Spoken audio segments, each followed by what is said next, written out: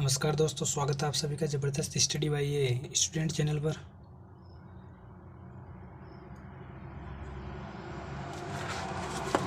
जैसे कि हमने पहले 3 चैप्टर कर चुके थे और 70 क्वेश्चन हो चुके थे। आज हम चौथा चैप्टर करेंगे, बौद्ध धर्म। बौद्ध वास्तुकला में स्तूप को श्रद्धांजलि अर्पित करने के लिए भक्तों के लिए पैदल मार्ग मेहंदी कहलाता था। बिहार के पूर्वी चंपारण जिले में केसरिया बुद्ध स्तूप दुनिया का सबसे ऊंचा और सबसे बड़ा बौद्ध स्तूप है। रामबर स्तूप वह स्थान है जहाँ भगवान बुद्ध का अंतिम संस्कार किया गया था। यह भारत के उत्तर प्रदेश के कुशीनगर जिले में गंडक नदी के तट पर स्थित है। बुद्ध स्तूपों की संरचना का एक हिस्सा है हर्मिका, अंडा और छत्र, तीनों ही है। बौद्ध स्तूप कला में चैत्य का अर्थ है प्रार्थना हॉल। लोयन कैपिटल का निर्माण बुद्ध के पहला उपदेश की ऐतिहासिक घटना की स्मृति में बनाया गया था। बरहूत स्तूप जातक कथाओं और कहानियों का चित्रण करता है। यह बरहूत स्तूप मध्य प्रदेश में स्थित है। गौतम बुद्ध शाक्य गण के नाम से जाने वाले एक छोटे गण से संबंधित थे और एक क्षत्रिय थे। गौतम बुद्ध का कुशनेरा में निधन हो गया। प्रथम बौद्ध संगति को अजातशत्रु का संरक्षण प्राप्त था। चैत्यगिरी विहार सांची में मनाया जाने वाला एक बौद्ध त्योहार है।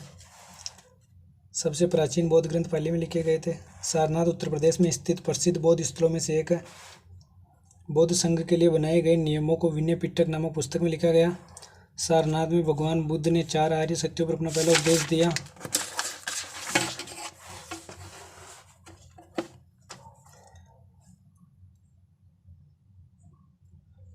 प्रथम बौद्ध संगति अजातशत्रु, दूसरी कालाशोक, तीसरी अशोक और चौथी कनिष्क द्वारा की गई थी। बौद्ध धर्म में चैत्य पूजा के स्थान थे, जबकि विहार भिक्षुओं के निवास स्थान थे।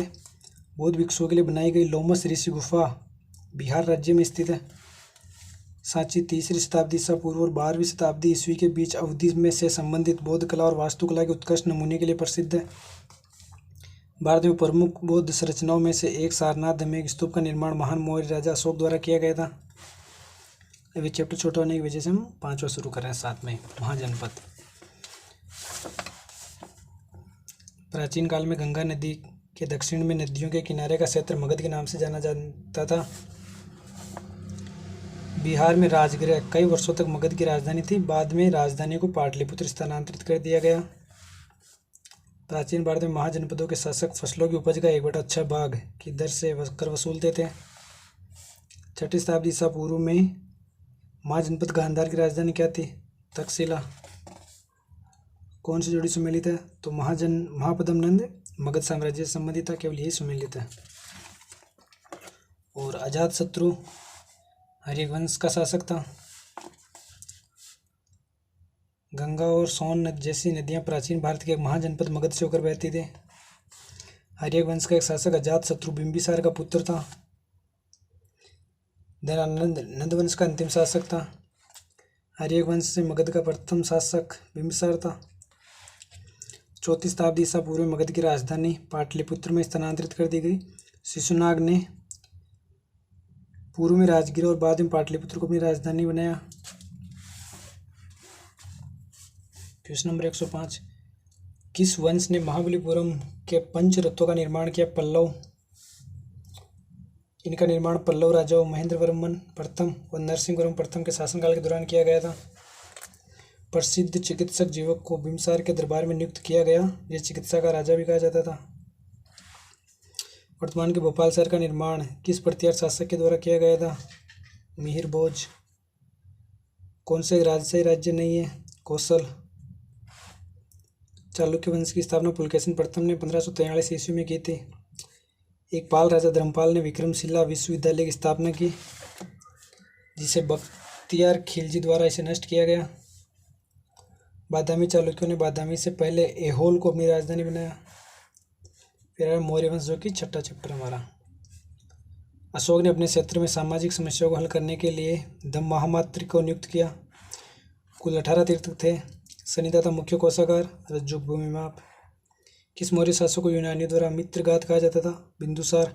और चंद्रगुप्त मौर्य को सेंड्रोकोटस कहा जाता था। और बिंदुसार डायमेकस इनके दरबार में आने वाला यूनानी राजदूत था बिंदुसार के।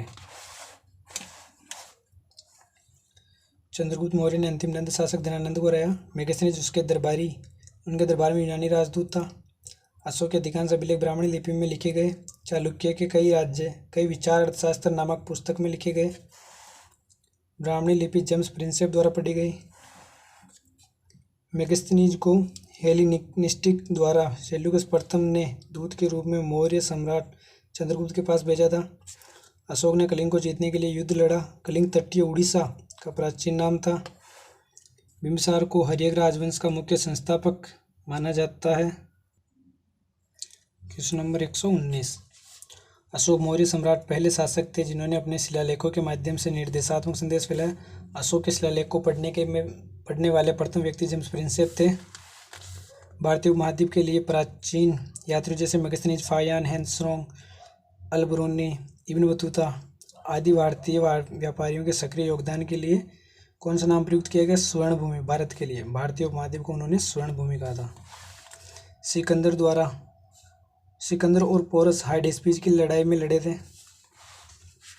सेल्यूकस ने चंद्रगुप्त मौर्य के खिलाफ सेल्यूसिड मौर्य युद्ध में लड़ाई लड़ी थी।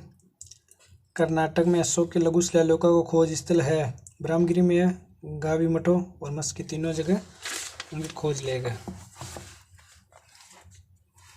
Question number 124। चंद्रगुप्त मौर्य ने कौटिल्य की सहायता से मगध में नंदों की शक्ति को उखाड़ फेंका और 322 ईसा पूर्व में एक शानदार मौर्य साम्राज्य की स्थापना की। महापद्म नंद वंश का अंतिम शासक था। नहीं के संस्थापक थे। नील पांचाल वंश का संस्थापक था। मौर्य वंश का अंतिम राजा कौन था? वृहदत्त। किस राजवंश ने 320 ईसा पूर्व से 520 ईसा पूर्व के बीच भारत पर शासन किया? गुप्त वंश। सम्राट अशोक ने किसके बाद धर्म ग्रहण किया? बौद्ध धर्म ग्रहण किया। कलिंग युद्ध के बाद बौद्ध धर्म ग्रहण किया। राजा अशोक की बेटी का नाम क्या था जिसे उन्होंने बौद्ध मिशनरी के कर्तव्यों को निभाने के लिए नियुक्त किया गया था? संघमित्रा। मौर्य साम्राज्य में कंटक शोधन नामक एक प्रकार का प्रचलित न्यायालय था। किसने वर्ष 1877 में अशोक के शिलालेखों का एक सेट प्रकाशित किया था? अलेक्जेंडर कनिंघम ने 1877 में। कौन अशोक के अभिलेखों को समझने वाला पहला विद्वान था? James Prinsep. अलेक्जेंडर कनिंघम को भारतीय पुरातत्व का जनक भी कहा जाता है। कि शासक ने अपनी प्रजा और अधिकारियों को अपने संदेश पत्थर की सतहों पर खुदवाए थे? अशोक। कौन सा प्राचीन भारत का पहला साम्राज्य है जिसमें युद्ध के लिए बड़े पैमाने पर हथियारों का उपयोग किया जाता था? मगध। राजा पोरस ने हाइडेस्पिस की लड़ाई में सिकंदर के खिलाफ हाथियों का इस्तेमाल किया। भारतीय इतिहास में अतविका राज्य के रूप में किसे संदर्भित किया गया था? सिवन राज्य, अटाविका वन राज्य। प्राचीन भारत के में राजाओं द्वारा अपनी स्थिति स्थापित करने के लिए किस प्रकार का बलिदान नहीं दिया गया था? मुवेंदवेल। यह बलिदान नहीं दिया गया था, बाकी तीनों दिए गए थे। मौर्य प्रशासन के तहत शीताध्यक्ष के प्रभारी अधिकारी थे? कर्सी। अर्थशास्त्र पुस्तक कौटिल्य चाणक्य ने लिखी थी। Question number 138। बराबर की गुफाएं जो वर्तमान में भारत में मौजूदा चट्टानें काटकर बनाई गई सबसे प्राचीन गुफाएं हैं। अधिकतर निम्न काल में से किस काल से संबंधित है? अधिकतम मौर्य साम्राज्य से संबंधित है। चंद्रगुप्त फर्स्ट को कौन सा राज्य लिच्छवी से देश में मिला था? पाटलिपुत्र। अब हम कल शुरुआत करेंगे हमारा आगे वाला 7वां चैप्टर। ठीक है दोस्तों।